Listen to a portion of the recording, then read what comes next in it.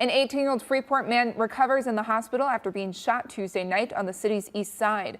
According to a press release, Freeport police responded to a sound thinking alert, which indicates shots fired in the 700 block of South Float Avenue. Upon arrival, officers discovered a firearm that had been discharged and located an 18-year-old male victim with non-life-threatening injuries to his hand. Authorities believe the incident is gang-related and ask anyone for information to contact the Freeport police or area Crime Stoppers.